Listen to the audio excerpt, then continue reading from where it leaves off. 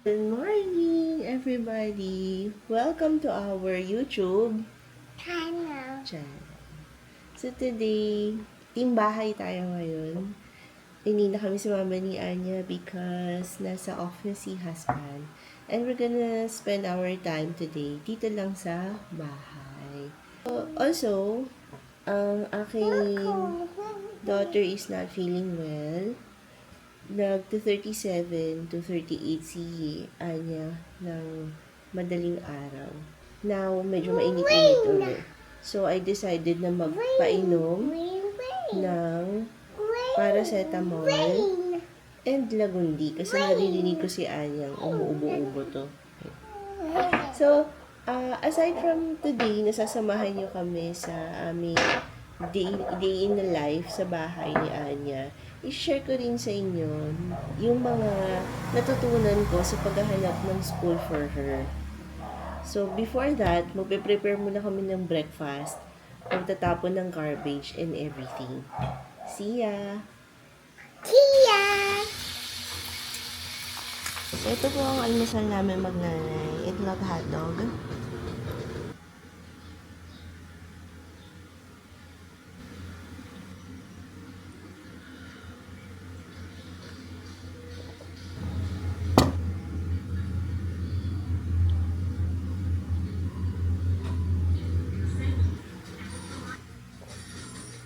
Anyway, so yun, as I was saying, kwento ko lang.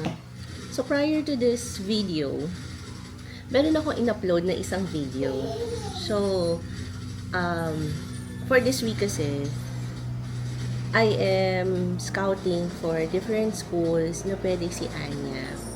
Anya is 2.5-year-old pa lang naman. Pero, syempre hindi ko na kasi alam kung ano ba yung meron ngayon eh, diba? Ano ba yung K-12? Ano ba yung um, kukuha ako ng kodigo ko. Ano ba yung tinatawag nila na preschool? Mga ganun ang ibig kong sabihin. So, dun sa preschool, nag-search tayo. Siguro nasa mga approximately less than 10 schools ang kinontak ko para dun sa preschool. So, the preschool includes the nursery, papunta ng kindergarten. Kindergarten, papunta ng grade 12 is K to 12. K-12. And then, yung college na after that. So, thank you dun sa isang teacher na nag-explain sa akin nung on a linear form. Kasi visual ako. So, in-explain na sa akin yon. Ayan. So, since Anya is 2.5, rewind. So, I was saying, meron akong in-upload na video prior to prior to this. And so, tinurn off ko siya or I make it private. Kasi may ibang mga statement doon. When I check, okay, continuation. May Lazada pala akong darating. Okay, so as I was saying, cute ang koala. Ang dami nangyayari no guys. May meron ako sa phone, meron ako si Anya. Alam niyo naman pag bata, kakausapin mo talaga siya. Ayan, so, tinurn down ko nga yung video.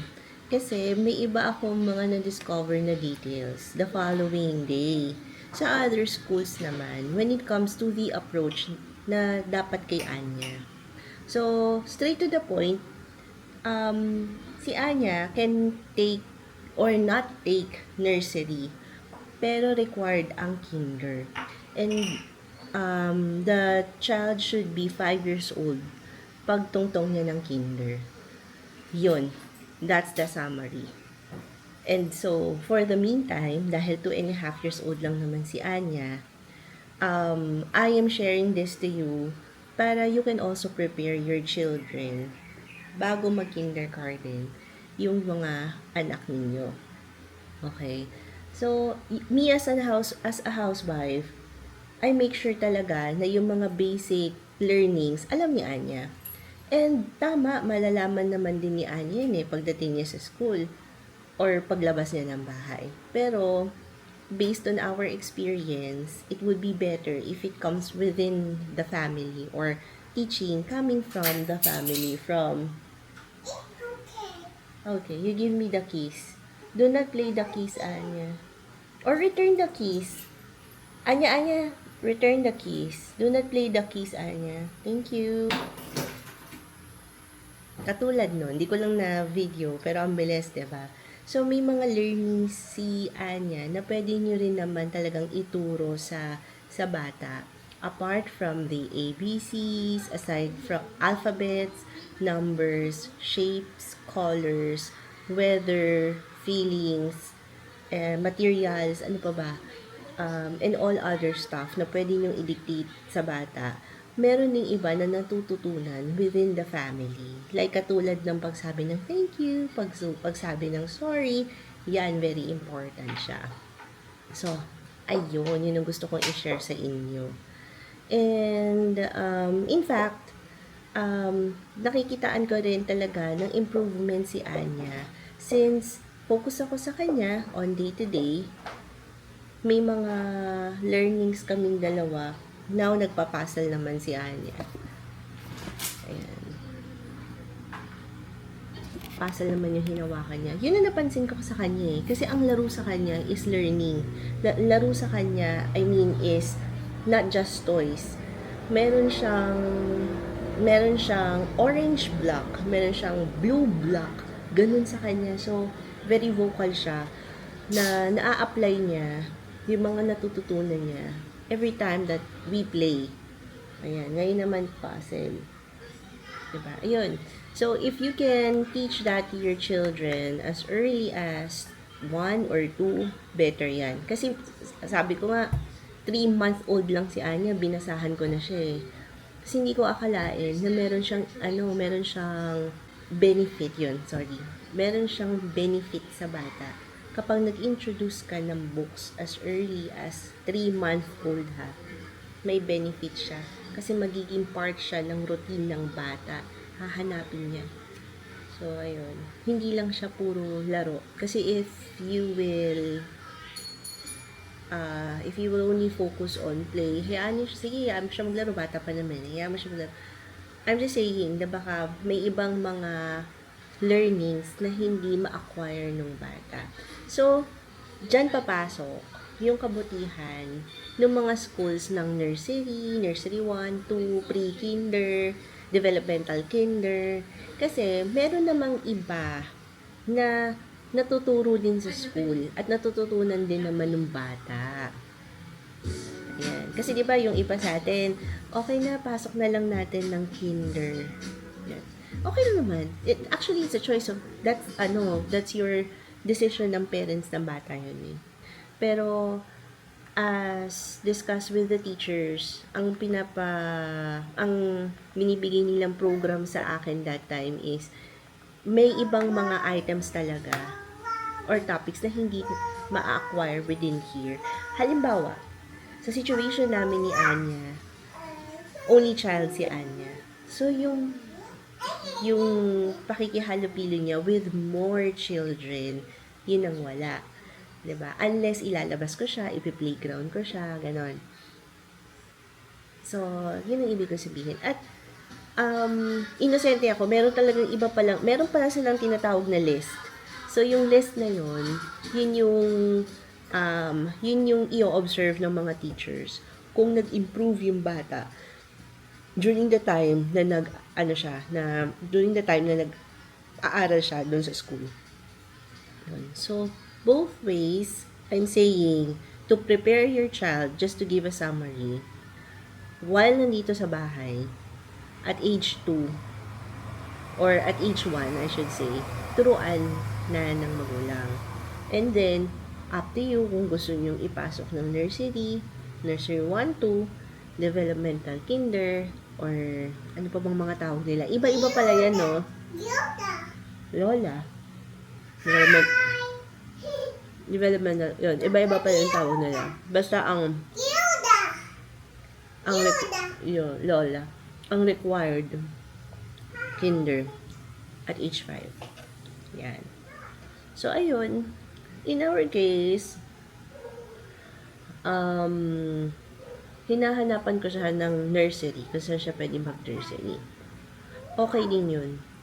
Kasi sa situation ni Anya, siya yung bata na gusto niya talagang mag-aral. Nakikita ko sa kanya eh. Hindi niya ako tatantanan hanggat hindi niya mabasa ng buong libro. Makikita mo sa kanya na eager siya malaman yung mga bagay-bagay. So, bakit hindi natin i-hone? Bakit hindi natin i-continue? Diba? So, ayun. That is our decision.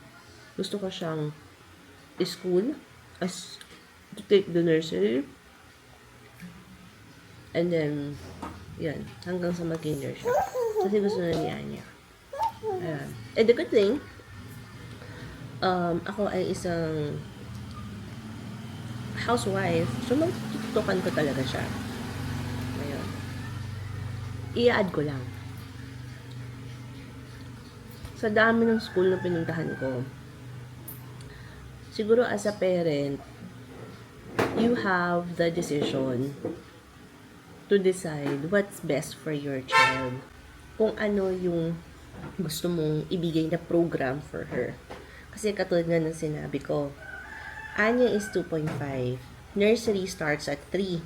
So, yung 2.5 to 3, yung dun sa portion na yun, dito siya sa bahay. Beginning 3, gusto ko i-check yung development ni Anya. Halimbawa, sa school, hindi tinuturo yung cooking. Ako yun. Isasama ko yun sa teachings ko kay Anya. Diba? Sa school, tinuturuan siya kung paano magsulat. Sa bahay, tuturuan ko din siya kung paano siya magsuot ng sapatos. So, it's a combination pagdating sa learning ng bata.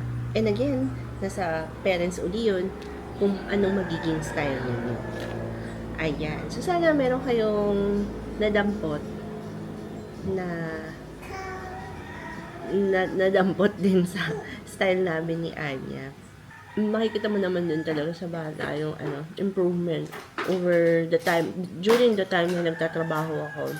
And yung improvement ni Anya ngayon, maganda. Kasi mas mabilis siya nakapagsalita, mas na-express niya yung feelings niya. Amazing, nakakapagbasa si Anya. Diba? 2.5, nagbabasa. Ang nababasa niya yung mga common things na binabasa ko rin sa kanya. Example, mga colors, numbers. She's not reading the numbers. She's reading the word, yung number word. Nababasa rin niya yung mga animals without the picture. Yun. So, yun lang. Invest lang ng pagbabasa sa bata. Meron siyang impact.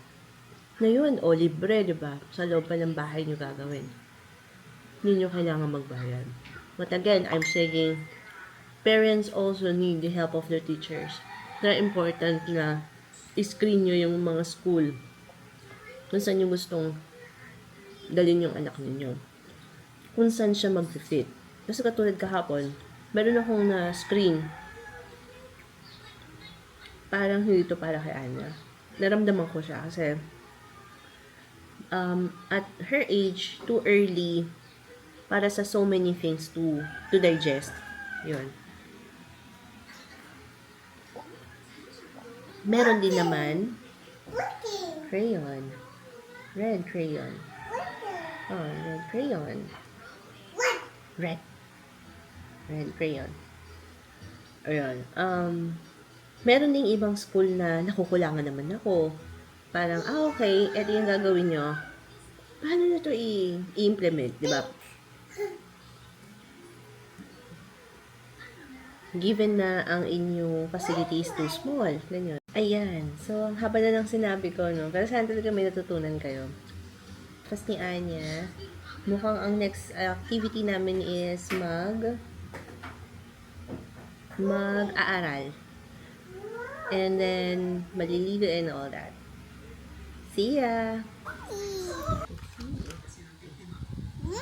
Yum!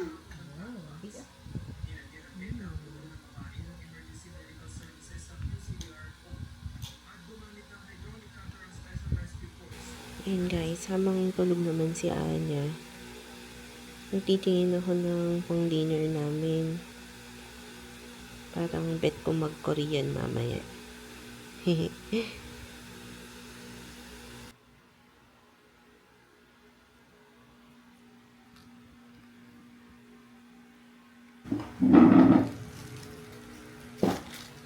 Kanina nabanggit ko, no, na may dineliver sa atin na parcel. Nag, naligo na rin pala ako. Dahil habang tulog ang bagets, yun yung chance natin magpa-fresh. Okay. So, buksan natin itong dineliver sa atin. Ayan! Naghanap kasi ako ng pwede pang activities ni Anya. Tadan! Strengthen fine motor skills with fun. Yan. Tingnan natin ano ang nasa loob. May mga pens. May mga binders. Usong-uso kasi to, no? Ay, naka-loose pa pala yung mga pages. Wait lang. Ipakita ko sa inyo to. Parang maganda to. Kasi, meron siyang mga topics. So, sample. Ay, hala siya. Ano ba to? Ay, hala nga. Nasaan na? Naguluhan ako. Okay, anyway. So, it comes with the workbook, pens. So, there are different kinds of colors. There are black pens, blue, red, and green pens. Ayan. And may mga rings. Apat siya. And eraser. Ito. Parang kailangan natin ng permission from sir kung pwedeng gamitin ni Anya. Dahil lang kabili-bili na ng sir ko, ayaw niya makakita ng sulat sa pader. Papapagalitan niya tayo. Okay. Ang ganda nito kasi tingnan mo siya. Na-erase. So, dito, first page pa lang to pwedeng mag-draw yung bata. Meron dito, wherein, ititrace niya kung alin yung big letters sa small letters. O, diba? Mga activities. At marami siya. Shapes, draw with me. So, ititrace niya yung shapes, pag ganyan. Para alam niya. Ipapractice niya yung writing niya, yung motor skills niya. Ayan. And how to go from this point to this point. Maganda to. And I only got it for 192 pesos. Nakuha ko lang din to sa Shopee. Lazada. Ayan. Magandang activities to sa bata. Pero, kay Anya, mukhang kailangan one activity at a time. Kasi nanonotice ko sa kanya, pag nakakita siya ng marami, hindi niya alaman yung uunahin niya. Ayan. So, babalik ako dun sa first topic ko today. So, marami talagang ways, no, para maturuan natin yung mga toddlers natin in terms of developing their skills. And, again, it's up to the parents kung paano nila tutulungan yung mga bata na mag-grow, mag-improve na sa ating mga kamay. Sabi nga nila, mabuti na the first teachers are the parents. So, yun. Kasi papakinggan ka nila, you are setting as an example to your children. So, ayun. So, ayan guys. So, marami tayong mga tips na binigay for today. May mga tips din akong nakikita dito. Magic grip points, finger points, perfect spacing, etc. So, ayan. Total of 64 pages daw to. And, so the target of this activity is to develop the fine motor skills early on, helps children improve their precision and control. Ayan, I got this from Lazada.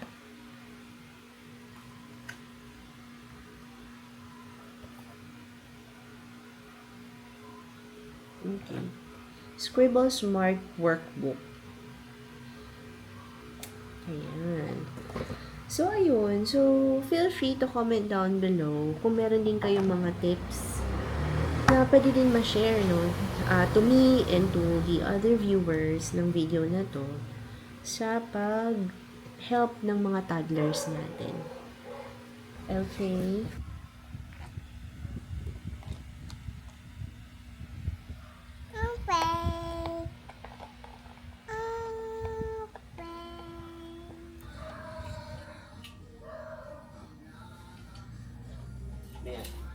Okay. So, gawa tayo ng enoki roll. So, ang ginawa ko, guys, border ako ng sarili kong enoki. Mushroom. Diba? Subukan natin. Mas generous yung paglagay natin ng mushroom. So, kumuha na ako ng isa. Paano nga ba to, guys? Mukha namang madali. Iikot lang naman natin yung beef, diba? Like this. So, dapat medyo mahigpit. Tama? Feeling ko yun na yun. All set na. Dinner lang kami ni husband. Okay. Kain muna tayo, guys. Dito kami nag-setup sa likod. Para hindi mausok. Sanggit yung sanggit. Ikaw, sabi ng mga nanonood. Nag-trade long. Sabi naman sa kuyupan. Okay, sabi ko nga, mas to, tipid. Kasi ingredients natin, it cost 750 ata. Okay. Kung dalawa tayo sa Sangyup, 600 per head pa. One of the pinakamura and decent Sangyup, I would say. So, nasa around 1,200 plus VAT. Service charge and all. 1-3 na. Diba? 1, 3. Snow sa Japan. Sana mag-snowfall sa city. Hindi ko pa na-experience mag-snowfall ang sa city.